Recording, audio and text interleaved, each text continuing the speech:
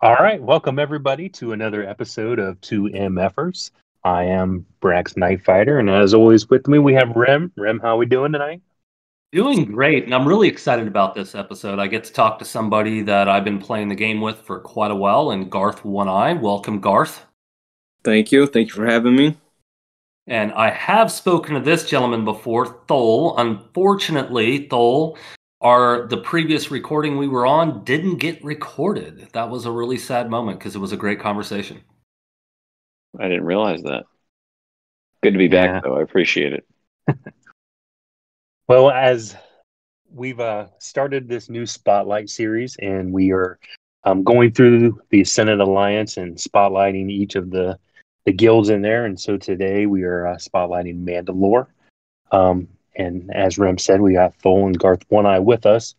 Guys, how we doing? How's Mandalore doing? We're doing pretty well. I'll go ahead and start us off, I suppose. Yeah. As of right now, I think we're doing fairly well. We just recently surpassed 345 million GP, which to some people that's all that matters, and to other people that are up at that level realize that GP isn't really all that it's cut out to be, because it makes things a lot tougher for you in certain parts of the game, especially TW, as Garth will attest to, I'm sure. But yeah, I mean, I think things are going pretty well. We got a pretty decent number of JMKs and Commander Ahsoka Tano's unlocked pretty quickly, which helps us out in TW, of course, and things are going fairly well as far as I can see. So I want to let everyone know the big reason why we prioritized MDL being the first in the Spotlight series. It's really hard to tell the Alliance story without telling MDL's story. Mandalore was, one of the forefathers of the Senate Alliance.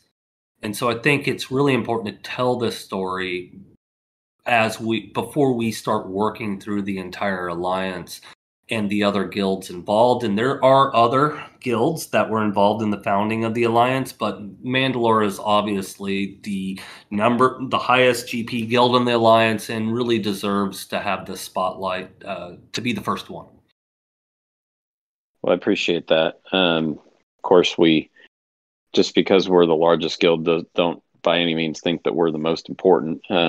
All the guilds are. That's the great thing about our alliance, is that not one guild is more important than any other guild, and that includes all the way down to the starter guilds. Everybody's got the same voice. We don't have more people on the security council than someone else does, just because we're bigger. So, but yeah, I mean, we've had a few different versions of Mandalore, since the beginning of the Alliance. And our Alliance actually started, I listened to the podcast that you guys did with Steel, the first one, and which was great, by the way. But there's a lot of history that actually was there prior to Steel even arriving.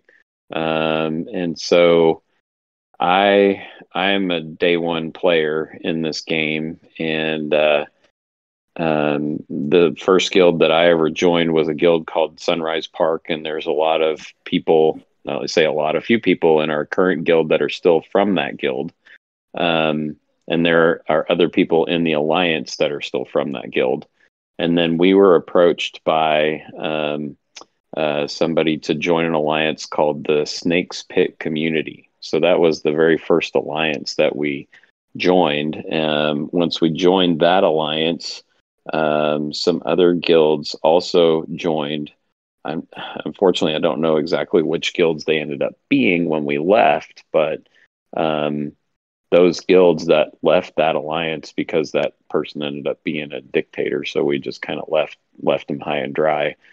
And then we created the Senate Alliance, and that was when we decided that we were going to all have planetary names for each of our guilds, and those sorts of things. And then there was also a change within the Senate in its early days. It was like the person that was in charge of the server was kind of a little bit of a controlling individual who didn't want to let things go. So we decided to split off from them as well, and so we created a new Senate. So this is actually the second iteration of the Senate, and I think we left maybe 2 or 3 guilds behind, and the majority of the rest of the guilds, they went ahead and joined the new Senate Alliance, which eventually became what it is today. And that is actually the server that we use currently, and for all of our Senate dealings and such. So there's been a lot of different things go on within the Alliance, and within that, HSTR was really the thing that took Mandalore apart in the initial version of Mandalore.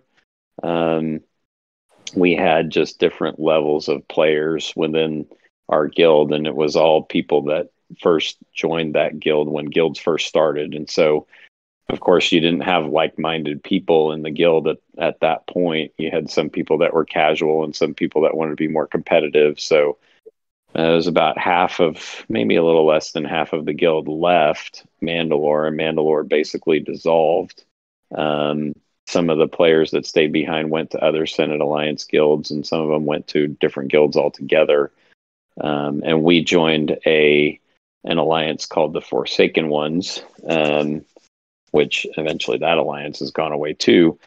But that was very good because it gave us all a lot of perspective as far as what we wanted in an alliance and what we didn't want it to be as far as an alliance goes. That alliance was one of those tiered alliances where the better players from tier 3 would move up to 2, then 2 would move up to 1, and people would constantly be shuffling in and out, and people would never know where they were from or which guild they were supposed to be in from one day to the next, and always felt like Big Brother was watching them and things like that. And eventually we were just like, this is not cool. This is not for us. So several of us, including probably the majority of the officers in Mandalore currently, were in that alliance.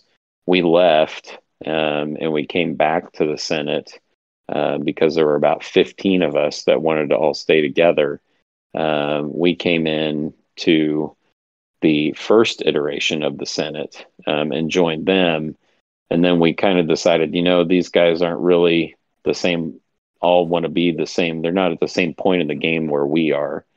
So we decided to split off actually before the first iteration of the Senate went away.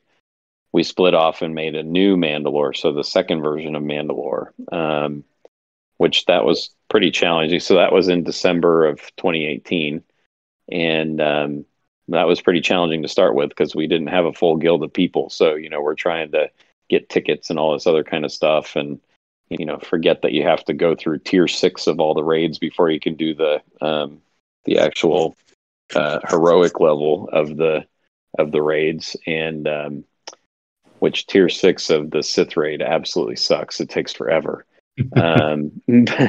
But if you forget how long that takes to be able to do that, yeah, we forgot. So we actually brought in another guild. We merged with a really small guild just basically so we had people to get tickets for us. And we just gave them the incentive of, hey, you guys are going to come in, you're going to clear HSTR, which you guys at your level wouldn't be clearing HSTR for quite a while.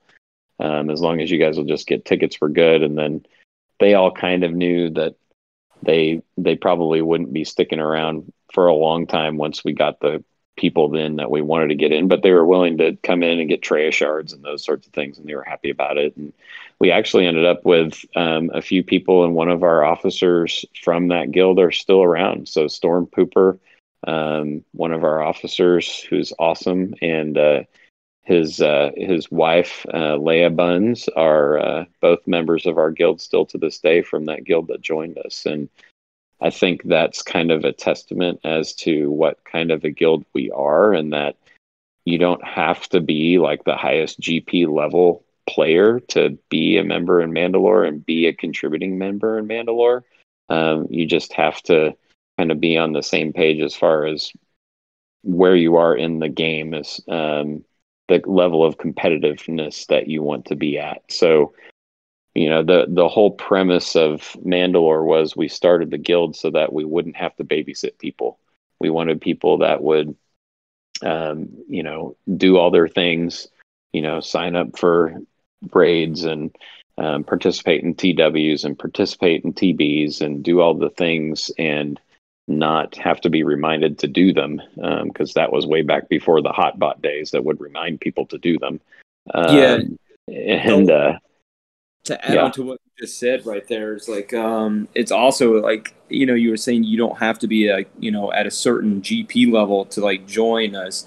To add into that is, I would much rather have someone who's willing to learn, who is willing to put the time in, who does and gets their tickets and does everything without having to sit there and tag them all day and ask them. And they can be at, let's say, 5.5 million GP versus some dude that's got 8 million GP.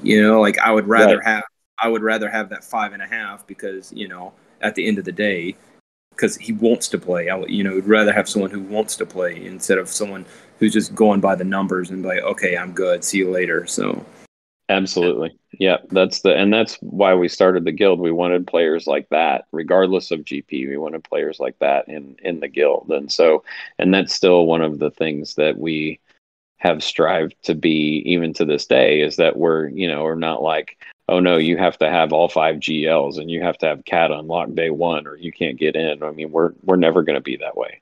We're also never going to be like, Garth knows what it was like being a member of Wolfpack. We're not going to be one of those guilds where we say, okay, we're in TW, you need to take on this person. You need to make sure that these mods are on these guys before you get locked, and because you're going to be competing against this. I mean, we are absolutely not micromanaging to that level. We have and luckily, Wolfpack, they weren't that bad. Like, I mean, they would say, hey, like we need to make sure we have these mods locked in, but they were pretty good. Like they kind of gave you some freedom on who you hit. But I've heard from many people, like in the higher, and I've seen it, like it burns you out though, is, they're like, oh, you can only hit this one guy, do not hit anybody else. Like, this is your guy. Like, I mean, how are you going to learn from, right. Yeah, you learn a little bit, but okay, why am I hitting this guy? It's like, right.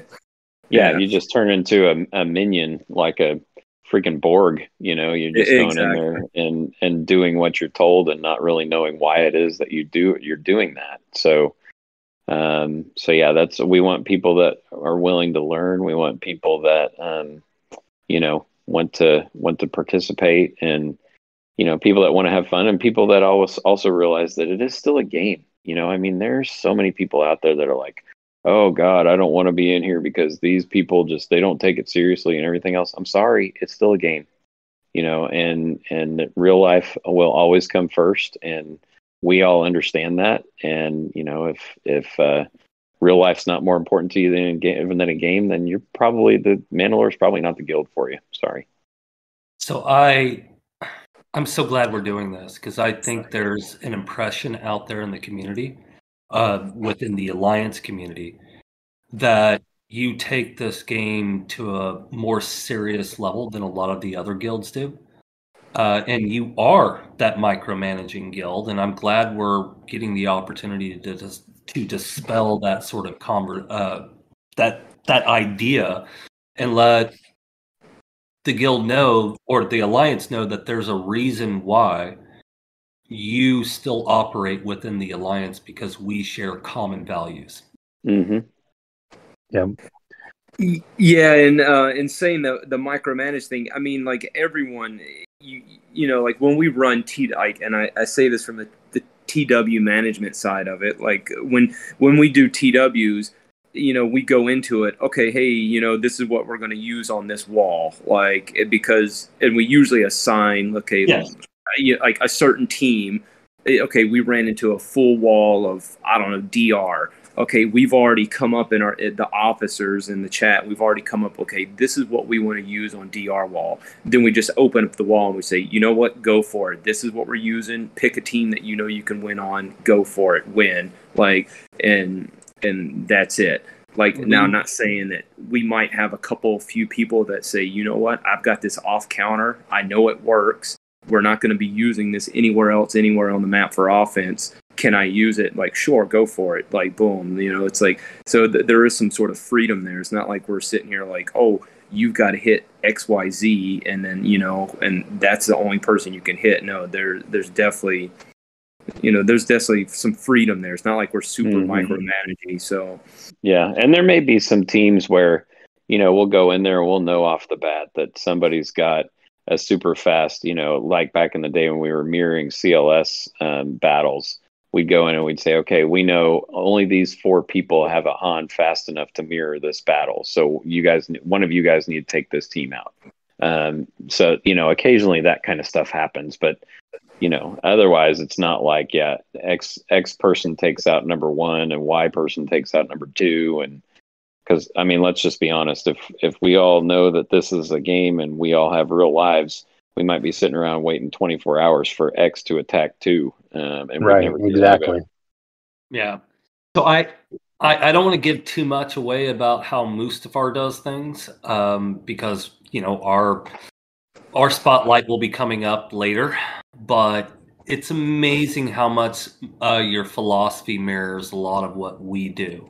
I think we do it on a slightly more casual level than you do, although we still consider ourselves competitive. But it's really, we're pretty close to the same thing. And I think that's why the Alliance functions, is because so many of us understands that life is important and we have to work our philosophies and our guild orders around people living their life and having fun in the game. Yep. Yeah, I mean, if you're looking for a guild and, you know, you want to be in a guild that's competitive and, you know, typically does better than their GP in all phases of the game, whether that's TB or TW or whatever, and you are not looking to be told exactly what to do all the time, then, you know, you should take a look at Mandalore. But if you are someone that's like, no, I'm a robot, I need to be told exactly what to do, or I don't know what I'm doing, then we're not for you. You know, that's just the way that it is. All right, I'm going to toss the conversation back to Brax. I think you asked answered the first question Brax was going to officially ask, so I'll let my bad. No, that's fine. Actually, if I can dive back into the history a little bit, sure. Thol, since you were around basically when the Alliance, you know, when grew the Earth and cooled. came apart, exactly. So, can you maybe enlighten us a little bit as far as how did we end up going with the Senate as the name, and you know, like the three bars on either side? Like, do we know where that came from? Yeah, I'm not really sure where the Greek letter Xi, that's the capital Greek letter Xi that is used, and I'm not sure where that came from, to be honest. I think it was something that we just wanted to maybe set it off and make it look a little, I don't know, because other people were doing stuff like that and in game and things. Of course, we all know that when we had to change our names and talking to CG, half of them are like, I don't know, what's the Greek letter Xi? What are you talking about? Oh my God. So, yeah. But yeah, so basically it came down when we were trying to decide the name of the Alliance. And I told somebody this the other day and they thought it was stupid. But it came down between the Senate, which some people were like, oh, that's boring. It's just planetary names, whatever. And then the other option was something that we were a little concerned about, that they might have like trademarking concerns about, but we were going to call ourselves Star Wars Town. And so all of the different guilds were going to be names like Kenobi's General Store, and you know, different things like UROR's Translation Services and things like that. And so I did not know. So that was kind of basically the two things that it came down to. It was either that or the Star Wars thing, and the Senate went out, and I'm glad it did. I think it's a lot more all inclusive. I think because you've got some other alliances out there that are similar that have kind of funny names, and it turns some people off because it makes them think that they're not at a certain level of seriousness about the game. That they just kind of want to goof off and not really. Not that we have to be serious all the time, of course, because again, it is just a game. But it's a little bit more inviting, I think, and all inclusive. If it's just a little bit more tame. So yeah, I think that's good information because I know there's a lot of guilds, especially some of the newer guilds in the Alliance that don't know the history that far back, and there's probably not a whole lot of people that even are privy to all that information. Yeah. So I think we actually good. had one guild that I think when we came up with the name for the Senate, they either left or they were going to leave because they just did not want to change their name to a planet. And we finally convinced them to stay, and they were like, okay, we're still not going to be in the names of a planet. We're going to be called Shards of Alderaan. We were like, seriously, you want to be pieces of a destroyed planet? Okay, sounds good. Good idea. Okay. I can tell you after managing multiple starter guilds that players have really latched on to their guild name. It's allowed us, myself, while creating some of these starter guilds, and again, we'll talk about this when we get to those guilds, but they really embrace sort of the concept of what that planet was about. Whether it was a Sith planet or a Jedi planet, it allows you to really create some camaraderie within the guild about what you represent and have a good conversation. It just makes the game more fun. Right. And pulls you closer to the Star Wars environment. Yep, absolutely. Yeah, that's the way. I mean, we've got on our section of the server, we've got a lot of our channels are named after places in Mandalorian lore. So, and that's one of the first guilds that we wanted to become when we named ourselves. I mean, we were like, there was no question we wanted to be Mandalore. I mean, who's cooler than Boba Fett and Jango Fett? I mean, give me a break. Even though Boba, of course, is not truly a Mandalorian, but yeah, I mean, there's just way too much history and just too many cool things. You got Beskar armor, for crying out loud. I mean, what's cooler than that? So how much does it annoy you that one of the generic names is Pre Vizsla? yeah, exactly. It's a little annoying, but that's all right. We have a Seth Senpai in our guild too, and we deal with him okay. All right, Brax, back to you. So obviously, Thol, you are the guild leader. Do you want to kind of introduce your officers and maybe kind of let us know the role that they play, like in your leadership structure? Sure. So, of course, we have Garth, who's on here with us today. Garth is our TW overlord, warlord, master of the battlefield, and he does an amazing job. He's been, since he's become our TW leader, so still Trey was our TW leader. He's also a former Wolfpack member. He's the person that brought Garth here, suckered him into joining us, and now he's stuck here.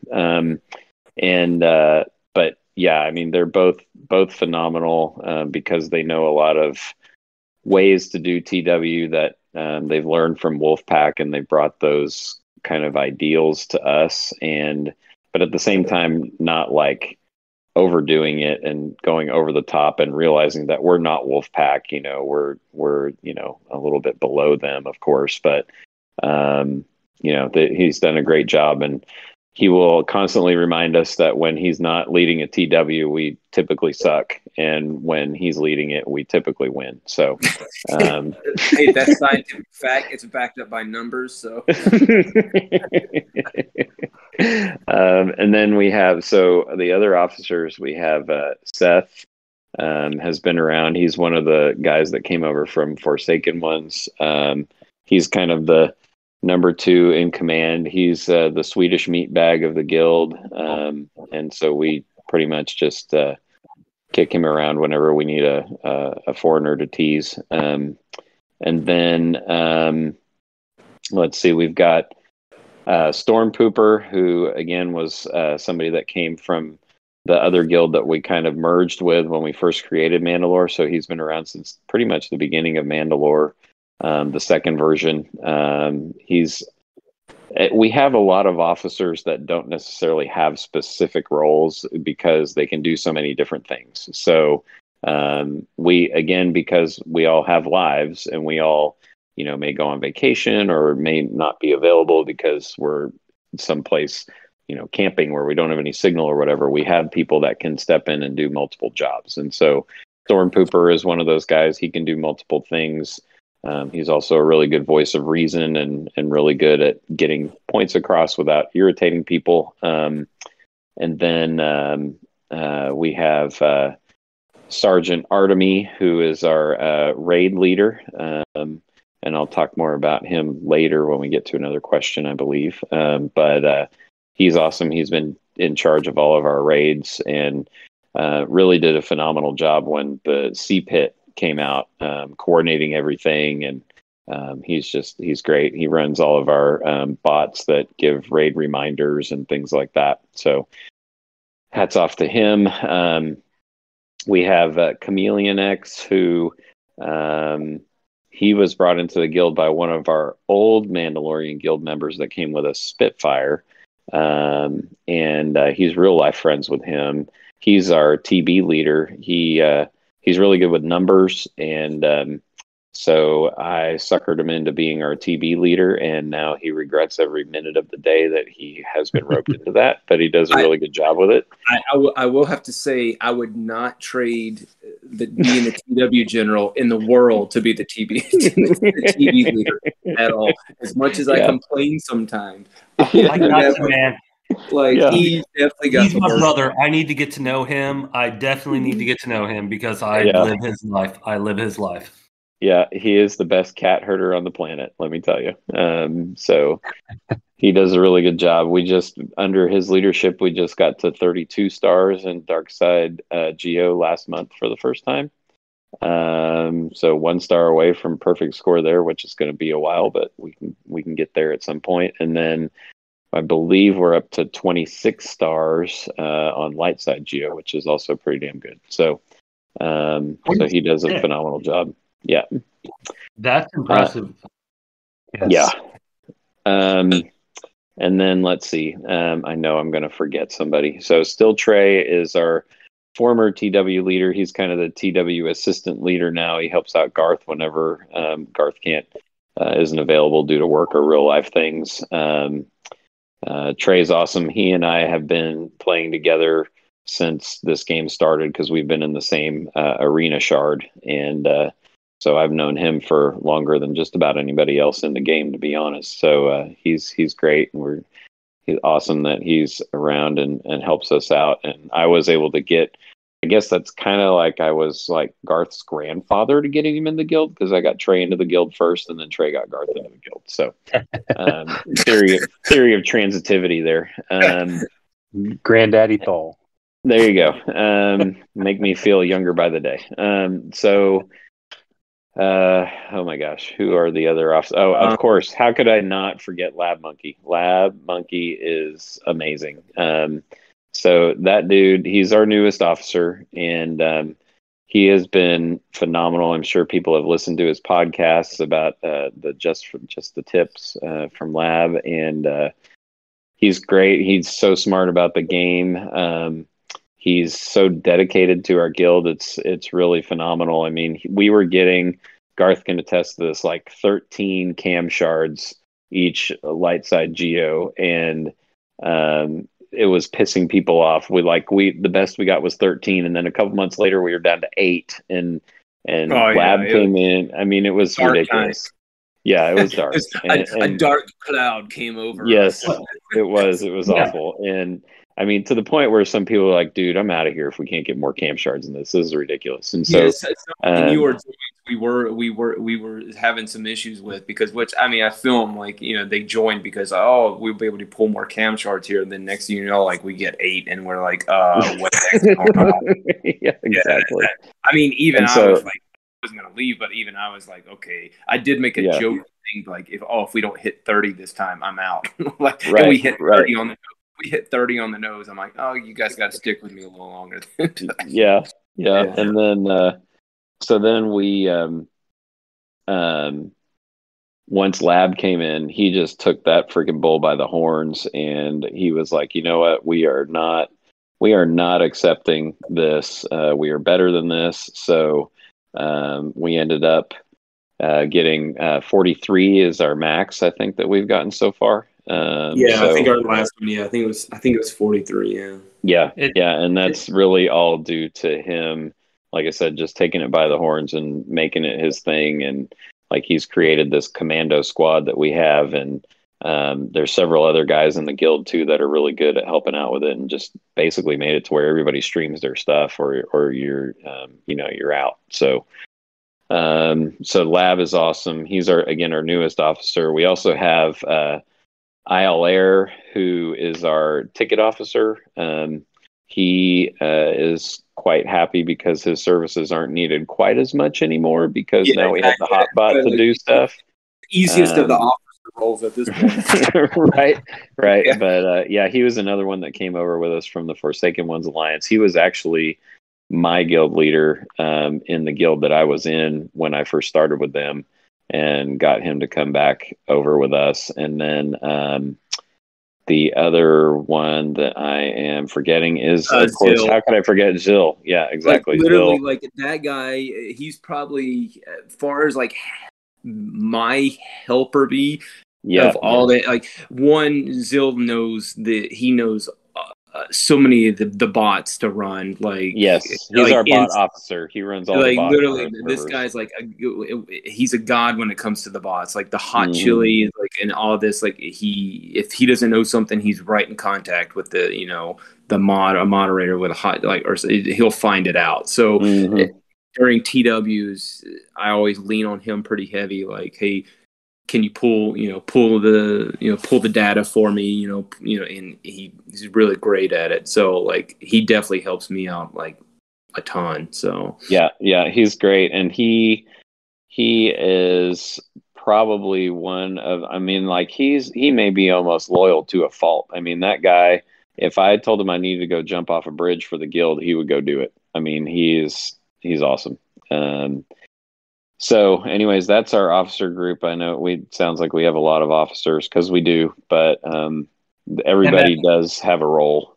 So yeah, MF is the same way. I am curious though, you didn't mention anyone who's dedicated to recruiting. So yeah, that's kind of the job of multiple people within the guild, just because we know that recruiting within itself is, I mean, I will say Lab probably does more recruiting than anybody else. He does a lot of posting on Reddit and things like that. So I would say out of everybody, he probably does the most recruiting, and you could consider him our recruitment officer. But he does so many other things too.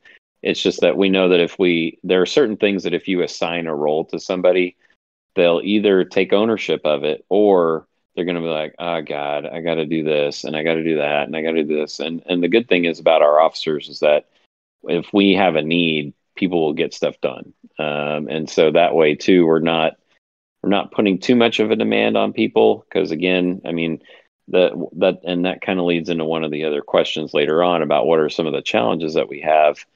We've got a lot of really veteran players that you have to be really careful about doing too much and overburdening them, because some of them are just really close on the edge to being like, you know what, I'm done with this thing. And there's a lot of people, not a lot, but there's several people in our guild that have said multiple times, if it wasn't for this guild, I would have quit this game years ago.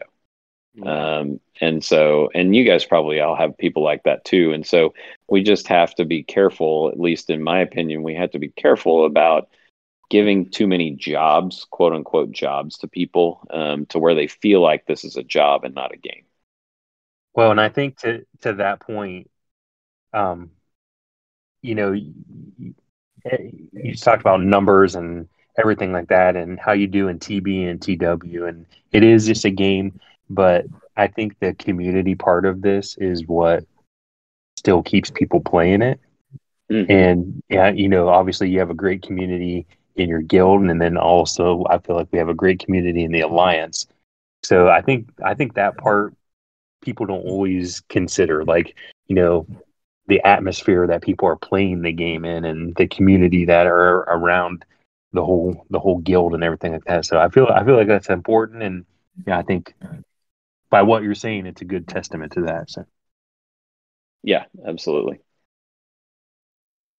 So next question, Brax.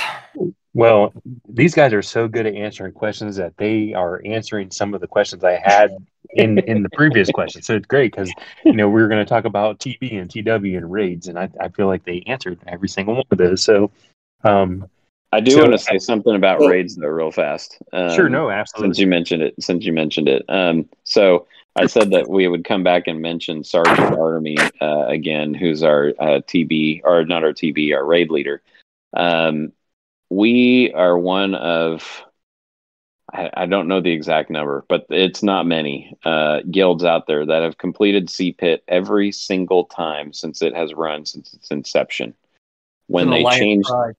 Yeah, when they changed it from, the way that the damage was being scaled and all this other kind of things, because they started it one way, then they kind of changed it a little bit into it, and it was different as far as the way the damage was being scaled, and then they changed it completely to the iteration that we have now. Obviously, his job the way that it is now is a lot easier because they're not scaling the damage every time you hit another 20% down on the Rancor or whatever on each phase. But when we first started doing it, he coordinated this thing. He, figured out exactly what we needed to do, how many teams, how many people needed to be ready to attack, everything. And like I said, because of his leadership, we were able to clear CPIT every single time since the CPIT started. There was not one time that we couldn't finish it, which is, to me, that's a pretty big accomplishment. Yeah, that's pretty amazing. And as far as like hitting, you said we were kind of covered with the TW. I know, like, we kind of talked about it a little earlier, like off the air, but the struggles we're having right now in TW is, which I'm sure a lot of people are having, including you guys, is the matchmaking process. We find it's very, very, very, very rare that we, in the past, I'd say, 6 months at least, that we've matched evenly in a TW, especially when we go in with 50 people. I don't remember the last time it was that we went in evenly matched at 50.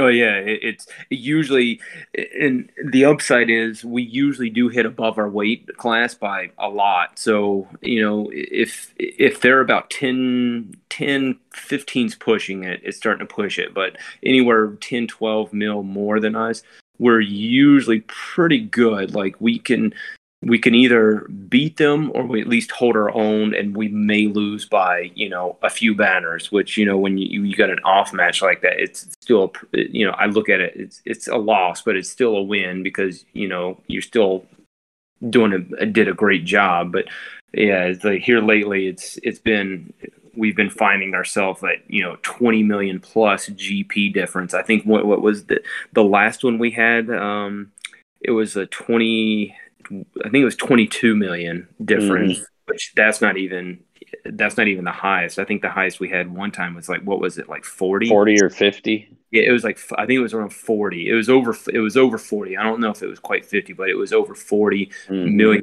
GP. That's the one that we won. I think we won 3 TWs back to back to back, and then, like, the fourth one we did later on is, like, the matching process. That's when we were like the top 20, I think. We were actually top 10, I think, in TW. and then we got matched with. It was like it was absurd. It was an absurd matchup. This kind of gives you an idea of how TW can be messed up. I'm running Jetta right now as the guild leader. It's our newest starter guild in the Alliance. We're now 3-0. And my 1.9 million GP 3-year-old alt account is the leader of that guild. The problem is I have 3 incredibly good teams and nothing else. Oh, I shouldn't say nothing else. But as the starter guild, by me putting that one account in that guild, it's pretty much allowed anyone we get matched up with to not have a fair shot. They really don't. There's no way that guild has teams with an ability to beat the 3 teams I put on defense. And it's like I said, there are hyperdrive accounts that are 1.9 million GP that they can't deal with somebody who has, a fully relict. Well, in my case, I have a fully relict 2MFers team. What are they going to do? Yeah, right. Yeah. Nothing. And unfortunately, that right there alone is pretty much exactly sums up the issue with the TW matchups. It's which everyone knows it's so broken. I just wish they would finally do something about it, but I don't know. I think they built it, and this is getting off topic, but I think they built it before that matchmaking system was built before relics and GLs came into play, and it just needs to take some time to rethink how they're matching teams up, based because some GP is better than others, and they need to start thinking through that. Yeah, exactly. Which we talked on this earlier too. It's like, and this kind of goes back to what Thol said at the beginning. Like how we're not all inclusive here. It's not like, oh well, you don't have 5 GLs. You can't join. You can't join us. Like we're not that at all. Like, do we want people who want to come in? Do we want to see them have a few GLs? Of course we do, but when one of the major things we look at whenever a recruit, I say a possible / recruit comes up is mods. Like I would much rather someone have like 2 or 3 GLs instead of 5, but them have amazing mods, because you can buy your way into a GL, if you want to. Technically, like you could like buy your way into it and get ones quick. But when it comes to mods don't come overnight, and you can't buy them. You can't buy great mods. That's one of the great equalizers of the game is mods. Like if you have someone who's been farming mods and doing what they should, and they have great speed mods, I would much rather have that person, and he can have 2 less GLs. I would much rather have him than someone who's got 5 GLs and then has a horrible mod score. Like it's it's in the same way for, you said GP quality. Same thing, GP quality. Sure, you may have 7 million GP. Okay, well, what is that 7 million GP made up of? It's like, if it's just fill, okay, you kind of maybe messed up and focused wrong at the beginning of the game. Again, it goes to the same thing. I'd rather have someone with 6 million GP, and they have better GP quality, if you will. It's like the same. It's just kind of the same concept, I guess. But yeah. And you can correct me if I'm wrong here, but I feel like maybe you guys run into some of the same problems that we do in Mustafar, in that we've got some long time, like legacy, day one players who, in the beginning, like it was basically like get as many tunes as you can, as high as possible, and so it ends up bloating your roster, and so then that kills you in matchmaking. Yeah, it does. Like, yeah, it's. But I don't think we're not too bad here. As far as I can tell, I think we had one guy who was. I won't mention any names, but he was literally going around like modding. He had like a DR team that wasn't even fully relicked yet, but all of a sudden he would throw off, like he would send his Zam to like relic 5. Like I won't mention any names here, but he liked Stormtrooper Han too, didn't he? Yeah, A lot. yeah. So yeah. so and I kept trying to talk to him. I'm like, hey, I'm all board you trying to do some off counter stuff, but before you can do some off counter stuff, maybe you want to like look into getting some of these amazing tunes that are tried and true, and should be relics up there first before you go into, going to some off crazy stuff that you might use once in a blue moon, So yeah, you got people like that too, but I mean, it's it's a game. It's their game. They can play it the way they want, but Good stuff. yeah. All right. All right. So, guild wide, like, what would you say? Like, if you had to narrow it down to like one goal that pretty much everybody's working on, like, what would you say that one goal is right now? More Ray for me. More Ray. From a TW perspective, that's the one thing which Thol said earlier. We've got an amazing group of people who went after, Jedi Knight Kenobi or Jedi Master Kenobi, and Jedi Knight Luke and Jedi Master Luke, like went after them hard. And we've got, I think we're sitting on like 40 plus of each. I think like last time I TW pool, but it's up there. But Ray, who's the oldest GL, last I looked, we've only got 33. Yep. So from it, especially now with these nerfs coming out to Vader and to Thrawn and everyone else, and Ray, even with, there are some ways you can counter the Vader counter, if that makes any sense. You can anti-counter the counter. There are some tricks. It's not foolproof, but there are some tricks that you can do that I won't talk about, but we do in TW when we do set Ray to help fight Vader counters. So, but in saying that, Ray is literally, she was already a great defense tune anyway. She was probably one of the best defense tunes there are. So now she's just going to be that much more, like I'm using double positive, but much better. Like she's going to be so much better with it, with the new CG, like nerfs that are about to happen. It's going to make her a royal pain to deal with again. Like, so, but that's one of the one thing if I wish we could work on as a guild is Ray for sure. More Rays. That's yeah. So I will back you up.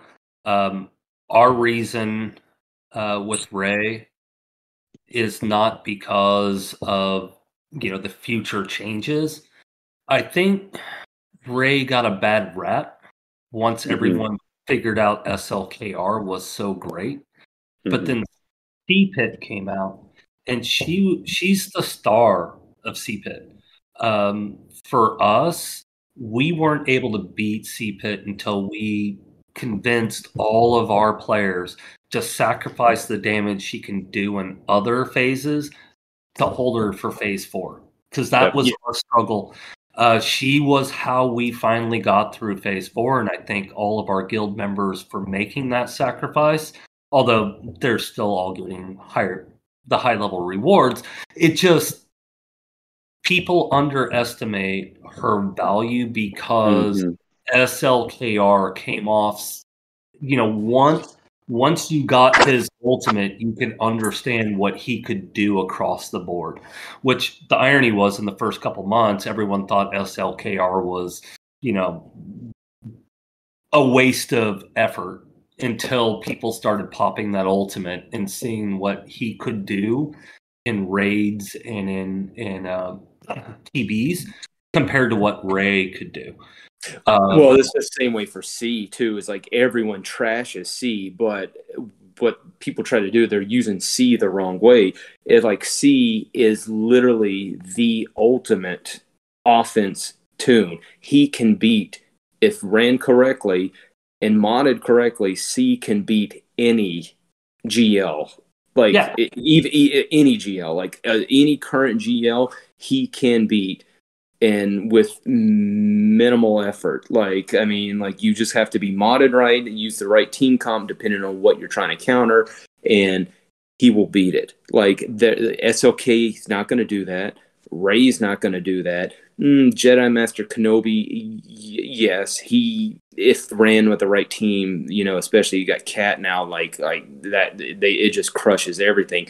But you're also burning a ton of meta to do it. But I mean, you're breaking up a Padme team and doing this other, which, I mean, not too many people run Padme, like, depending on what you're after. But C, though, I think personally is the ultimate, and he's got the worst rep, period. Like, everyone trashes him, but he's literally the best. Yeah, the biggest problem with Rey is who you have to relic to get her. I mean, you got to relic pretty much the whole faction, and you know, granted, you know, I like Resistance, and so I didn't have a problem with it. She was the first GL I got, but you know, after I got her, I was like, she's not as good as SOKR. But when you look back on it, she is the most well-rounded of all of the GLs. All of them, even now with JMK, she's still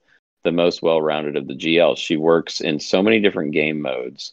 She's not like OP in the raids or things like that. I mean, yeah, she is obviously very helpful in C-Pit and Phase 4, like you're talking about. But she's not going to solo the entire HSTR like SOKR is, or JMK is now. But as far as utility goes, I mean, you can use her for who knows how many things in GCs to get your red boxes, and Conquest, in territory battles, in territory wars. I mean, like I said, she is by far the most useful toon, but there's so many people out there like, I do not want to relic Holdo. I do not want to relic Rose. You know, they're just like, I don't want to do that in order to unlock her. And so I don't want to relic freaking Tusken Raider for Vader coming out either, but I'm doing it. He's on my current level. Right. Yeah, so exactly. This wasn't on your list of questions, but of the GLs, which ones do you most fear turn meter loading? That's actually, we don't turn meter load, so we don't know what that is. Yeah. Congratulations. Okay, which one do you least want to clean up some other person's mistake? It depends on if it was turn meter loaded and something died. If it was turn meter loaded and something died, the one I fear the most. I hate Reyes. I have to invest so much in her when she's down to just 2 players. Like, people justifiably could have, all right, I did enough damage. This was a bad, but I want to. No, God, I hate Rey and one other. Rey by herself is a pain. Rey is predictable. The one I don't mind about Rey's predictable, because she, as long as she can, she's got the health to do it. She will always use buff up first, always. So you know a big hit from her is not coming right off the bat. Like, like. That means you can go in, like, depending, again, if whoever's dead or not dead, you can predict, okay, right off the bat, she's going to waste a turn and she's going to just do a buff up. And if she can, she'll do a buff up again. She always does 2 buff ups. So back to back before she makes any other turn. So right off the bat, you're safe. So you can go in without a tank or something, like, or if you want to take a tank in, okay, she's going to melt that tank and waste her whirlwind, and then I'm good to go, like, for some, boom, boom. Turn meter loaded. I would say, honestly, like, SOK can suck because especially because SOK with speed is dangerous, especially if he's got his poke ready.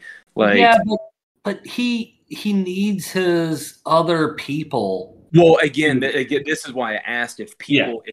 They were dead or not. If you turn meter loaded SOK and no one died, be afraid of it, because because this is why I modded my SLK for speed. Like, he's blazing fast. I forget. I think he's like 594 or something. He's fast because no matter what you do, he's going first, and it's not a good time. So, and if he targets the right person, you don't do something right, and then you couple that with everyone on the team has turn meter already, and you got Hux throwing him another turn right off the bat, and you can't do nothing about it.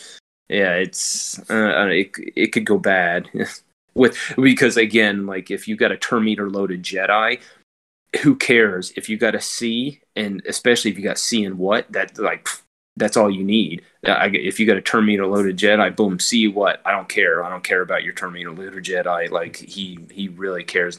But a C versus a turn meter loaded SLK, which normally is a very easy battle, it's going to be turned into a very hard battle. So I don't know. Yeah, I think SLK. If the full team is still standing, SLK worries me the most. Like or a non-GL team, CLS. A turn meter loaded CLS team might as well just be a Galactic Legend team, damn near. All right, so I derailed the conversation again. Sorry. Handing it back to Brax. Let's push this through. I think we all want to go to bed tonight at some point. So successes, achievements that you want to share as a guild. I know we kind of already talked about your strides that you made with CPIT. Was there anything else you really kind of wanted to touch on there? Yeah, so the CPIT thing was one, and obviously it's not as big of a deal anymore because you pretty much have 48 hours to hit the thing, and you can hit it whenever with whoever. And for us, I mean, it's at this point, I can't stand that raid because I try something new and the stupid thing's over before I have a chance to even try it. So, I mean, we ran one the other night. It was over in 20 minutes. I mean, it's dumb. I wish I literally, the CPIT, maybe I can understand because that's their newest baby, but the high Sith rate, I wish they would just make that auto just like the other two. Yeah, exactly.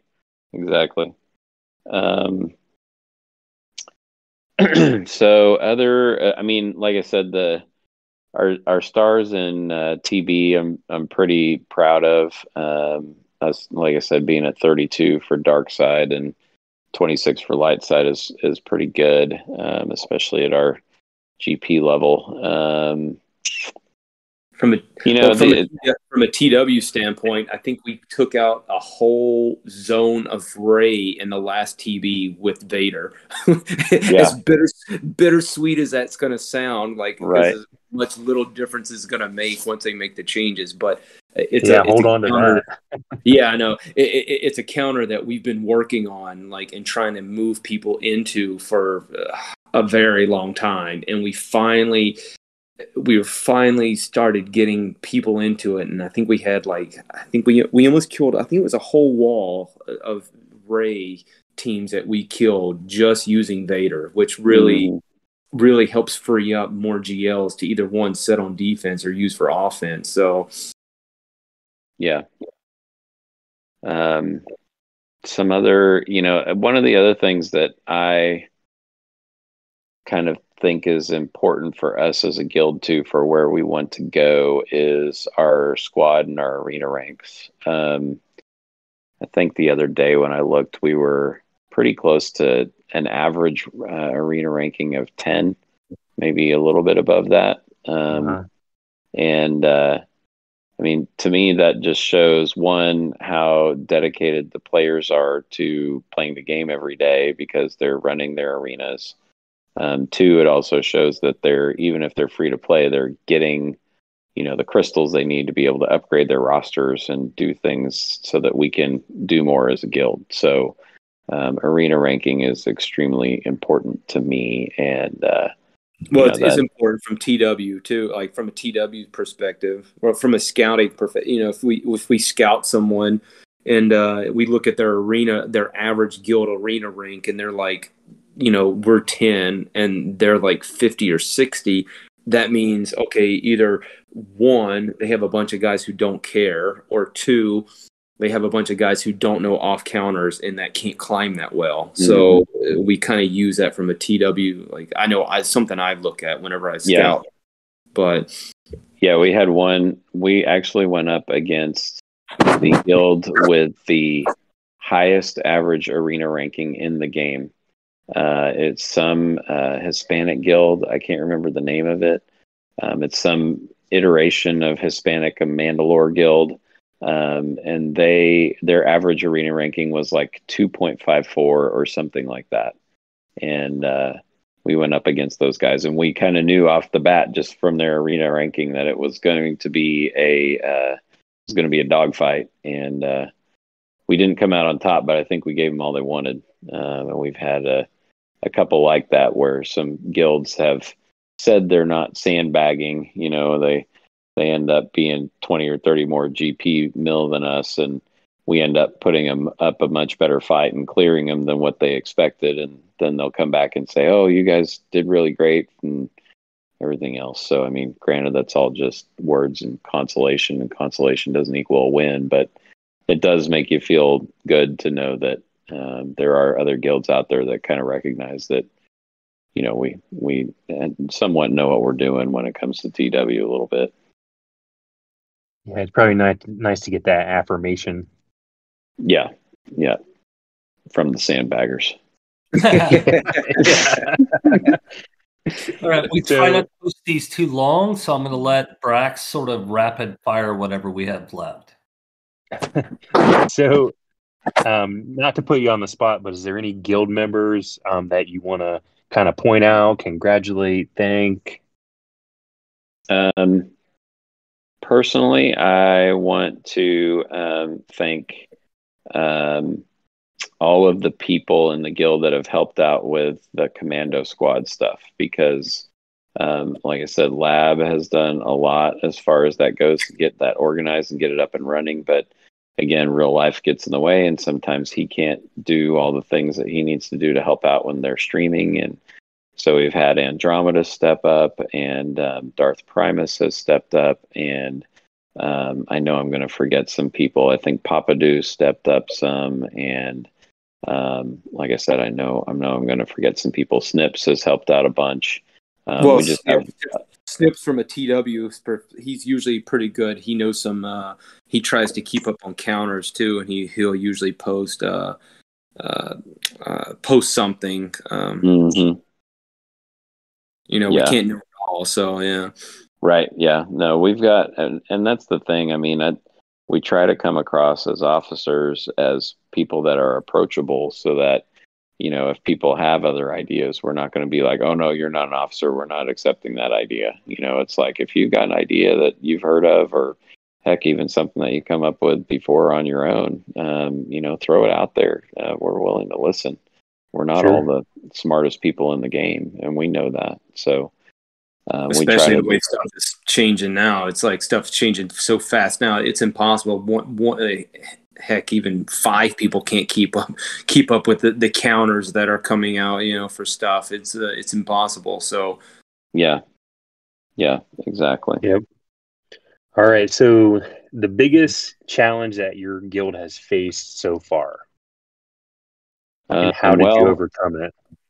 Well, again, I think, in my opinion, and Garth may have a different opinion, but in my opinion, the biggest challenge that we face is because we have so many people that are like day one players or shortly after, we have a lot of burnout that we have to deal with. And even people that aren't day one players. But that's one of the things we have to try to do, some things to try to keep it interesting in the community, to keep those people engaged, because of all the reasons that people want to quit and things like that. And obviously when you have somebody quit at a GP level where we're at, it's probably a little bit harder to replace that person with somebody that's similar than you know, someone that's, you know, 4 or 5 million people GP. There's more of them running around than 7.5 or 8 million GP people. So sure. No, I think that's fair though. Like that's probably a pretty especially I try to stay out of the recruiting thing, is like it's not my really cup of tea, if you will. So, but I do know it is a point, like especially it doesn't help again with all the stuff that's changing the game so rapid fire, and like all the stuff that CG is throwing down the pipe is it's definitely not helping some of the, especially the older players. They're like, well, I'm not going to deal with this. I'm just going to walk away. It's like, Well, I think you guys being able to maintain a high level like you have is just a testament, though, to the environment that you've created and the community that you have there. So, congrats to you on that. Thanks. So, if you could add anything to the game personally, what would each of you add to the game? I would fix ships. Ships drives me absolutely crazy because, I mean, one, it's stale. I mean, we've had the same meta for God knows how long, and unfortunately, that's going to change a little bit, I think. But they really need to change just the mechanics of it and the RNG factor, and because it doesn't matter if you know what you're doing, it doesn't matter if you bring in the right ships, it doesn't matter if your ships are stronger. If RNG decides, like I had a battle the other day in TW, and Lab can attest to this because, or no, in GAC, Lab can attest to this because he watched it. I have never, ever, ever, ever, ever seen Finalizer lose to a Rebels team when I'm using Finalizer on offense. And we went in and they absolutely just went for crew, for silencer right off the bat. Silencer was dead and the counter was done. And wow. I've never seen that happen before, ever. And like I said, Lab was watching it. He was like, "Did that just happen?" I mean, it was just, and that's the thing I hate the most about Fleet is it's just so unpredictable. There's nothing that you can do to get rid of that RNG, because with most of the tune battles, you can manipulate a lot of different things to make sure they go in your favor. Even, you may not get as many banners or whatever as what you expect to get, but most of the time, if you have everything set up right, you're gonna win that battle. But Fleet is not that way at all, and it drives me absolutely nuts. So that's the thing that I would change. It elevates even more in TBs. It's completely stupid. It's probably one of the most frustrating parts about TBs that I've experienced is how do you one week or one TB you just easily win, and then the next one you just get destroyed.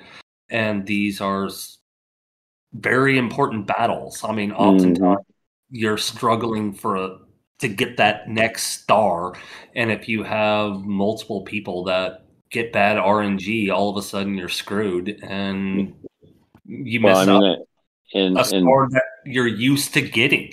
Like it's so frustrating. Yeah, and in like Dark Side Geo, perfect wave score is 75. And so that's always my goal, is to try to hit 75 waves in Dark Side Geo. Well, after P2 today, that's done because of Fleet. I can't hit 75 because I lost one of the Fleet battles just because of the matchup. Same thing here. It's super annoying. So, Garth, how about you? What would you add to the game? I would add two things to kind of hit on I know we're going back to fleets now, but a preload out for fleets. It's been a long time in coming. I wish they would. I don't know why they can't do a preload out to for fleets. But another thing, I would add Ewok hand glider to the ship.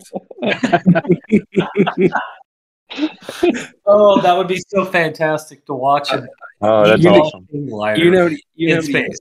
It would be. I just think it would bring a very hilarious part to the game. He drops a rock onto someone and it does half their damage. You know what? You could actually include that as part of like a ship raid. So if you did like a Death Star raid, that could be like phase 1, where you got to take out the shield generator on Endor with your Ewok hang glider. exactly. There you go. That would be awesome. And because I know Ewok Spy, who's in Wolfpack, like he would literally like it'd be like winning. It'd be like Christmas to him if they ever did that, because that guy is probably one of the biggest Ewok fans you'll ever meet in your life. So so he would literally be beside himself. So he'd be good. Shout out to him. I think he's #1 in Division 1 right now in GAC. Oh, I haven't. Impressive. I haven't even looked. And it's like I haven't even looked at the whatchamacallit. All right, so I'm going to put you on a spot again here. So, who's one of your favorite non-guild members that are in the Alliance? Garth, I'll let you go first.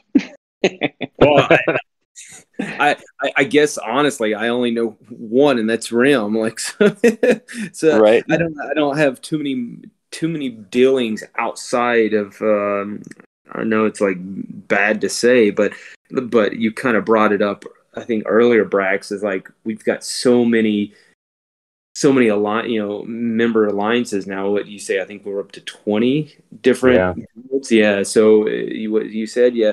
So I mean, there's so many now that again kind of hits on the reason why you're doing this. Like we don't really, I mean, don't really interact as much, or per se, if so. But I appreciate the shout out there, Garth, but I also know that you have always been a very active person in giving people advice in general chat. So your name is reasonably well known. Don't undersell your importance to the entire alliance. Yeah, I mean, like I'll make chat. I mean, like honestly, I'll go sometimes if I see something going on, I got time, I'll comment and chat. But like far as like having any like conversation per se, like you would be the closest one inside the alliance, outside the guild. So okay, Thol, you're up. Yeah.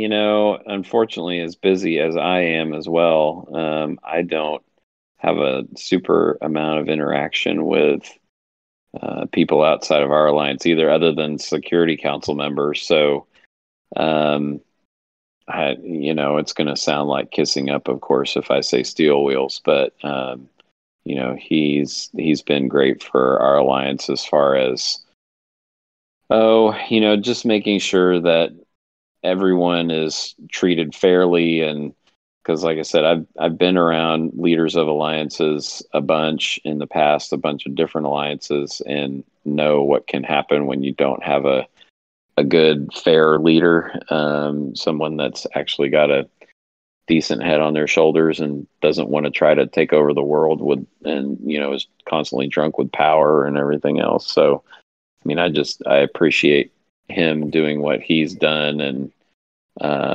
hope that he continues to do it for a long time. There was a while back where he had thought that maybe he needed to take a step back, and I was one of the people that implored him not to, because he's really good for the alliance. And so like I said, I'm sure it sounds like sucking up, and maybe there is some element of that. I don't know, but he's probably the person that comes to mind.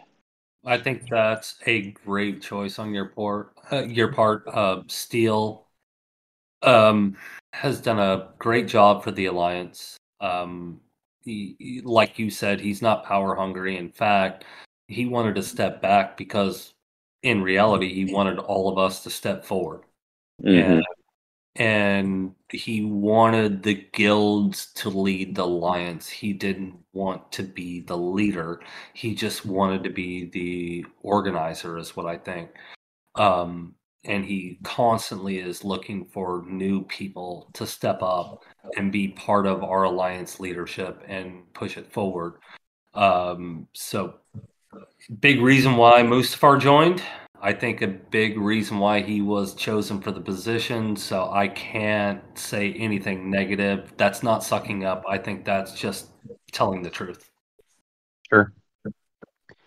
All right. So, last question. Just if you wanted anybody to know anything about your guild, like what would you want them to know?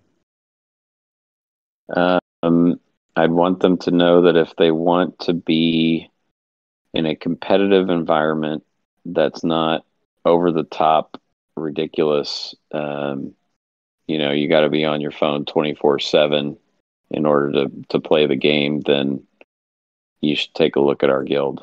I would say that, we're not, we're probably not like a lot of top guilds in other alliances in that regard. And, that's one of the things that we will always try to strive to be as different. We don't want to be the same as everybody else. We want to be different. We want to provide an environment where people can play and have a good time and realize that, it is still just a game, but still have other people that have like-minded ideas and that they want to play with other people that don't have to be reminded to get their stuff done either. So, Garth, anything you wanted to add to that? No, I think he pretty much hit the nail on the head. So awesome. Well, I think to a point that R.E.M kind of mentioned earlier, in that when you were talking about, I can't remember if it was TB, but he said, that he wanted to talk to your officer about that. I guess part of our hope is that maybe this spotlight series kind of maybe opens up some avenues, and some of these other guilds, like, maybe they have the opportunity now to reach out and, talk to other officers and talk about how they're managing things and, getting advice and everything like that. So I think it's going to help to build the community in that sort. I do want to say one more thing, because I knew I was going to forget somebody when we were talking about people, that someone in our guild that is not an officer that does a lot and has done a lot in the past and should be recognized for it. Lion, the Rampant Lion, was the guild leader of the original version of Mandalore way back before we left the Senate the first time, and he's still in the guild with us. He'd be an officer now if he wasn't too busy in real life, but so he doesn't want that responsibility right now. But he's been great for us, and I just wanted to say thanks to him for everything that he's done and continues to do. He's always really good in the community chat stuff as well, about keeping people engaged and things like that. So we appreciate that a lot. Awesome. Well, I think with that, we're going to wrap up this series.